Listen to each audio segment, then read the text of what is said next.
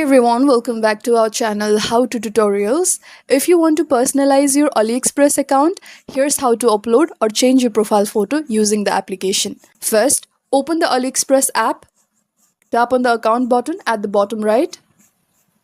Now tap on your profile name or icon at the top of the screen.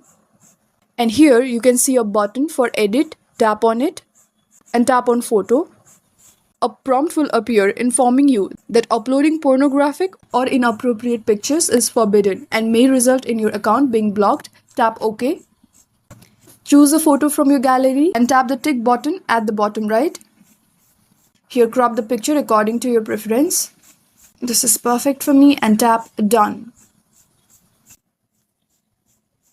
And as you can see, your profile photo is set. If you don't see the option, make sure your AliExpress app is updated to the latest version. And that's it. Your AliExpress profile just got a glow up.